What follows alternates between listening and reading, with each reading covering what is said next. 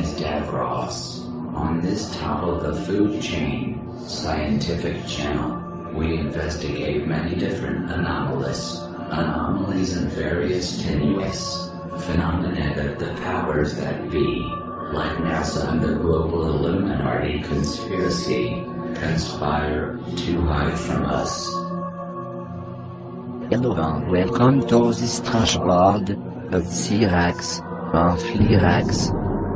The new believers in conjunction with the elders present Roswell's smoking gun, the Ramey Memo, barely noticeable in one of the 1947 photos, and clutched in General Ramey's left hand is a slip of paper.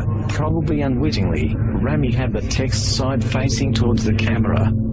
When blown up and analyzed, it tells a remarkably different story of events from the one Ramey or contemporary Air Force counterintelligence wants you to believe. The telegram held in General Ramey's hand provides smoking gun proof of a disc crash, and the recovery of the victims of the wreck. The message turns out to be a telegram from General Ramey to the Pentagon and General Vandenberg, the acting ARF Chief of Staff at the time.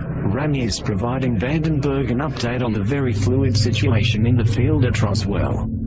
The first paragraph describes what had been found. Ramey starts by acknowledging that the disc is next new find. He then adds that the victims of the wreck and something else, possibly just a wreck, had also been found near the recovery operation at the Raj. At the end it states that Vandenberg had ordered the victims and the wreckage forwarded to Fort Worth, Texas.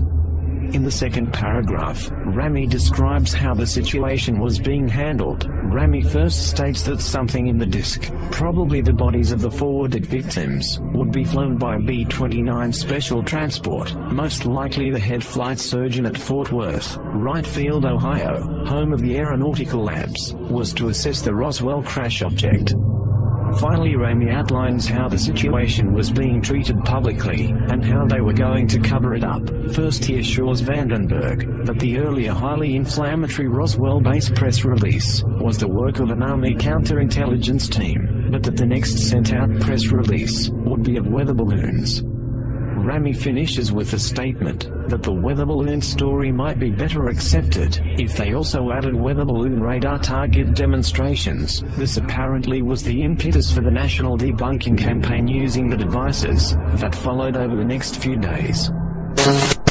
There is no question that Ramey's message, even when greatly enlarged and then enhanced by computer, is a very difficult read because of fuzziness, film grain noise, uneven development, photo defects, paper folds and tilt, shadows, and text obscured at the left margin by Ramey's thumb.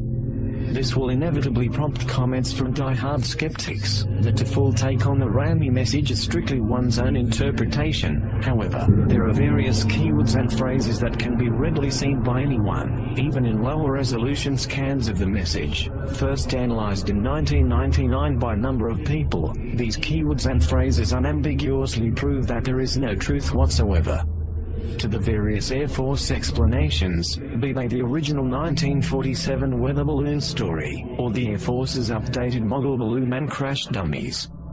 Far and away the most important word of the entire messages, victims on the third line, part of phrase the victims of the wreck. If there were victims, then this was no model balloon crash. As the Air Force Roswell report itself noted, reports of bodies being recovered couldn't be true, because the crash was of a model balloon, which had no alien passengers.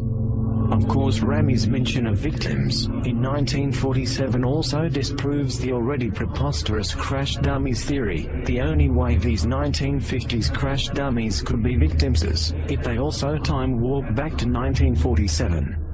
Another easily seen keyword and phrase is disc, and in the disc on the fifth line, Ramey is clearly describing the crash object as a disc, not as a weather balloon, or a mogul, or a radar target, or any other word or phrase that in any way suggests some sort of balloon or balloon paraphernalia. In fact, the only mention of weather balloons and rolling targets comes at the very end of the message in the context of issued public statements and damage control. The word disc is also used on the first line in reference to what had been found, but this instance of the word is not so easily seen.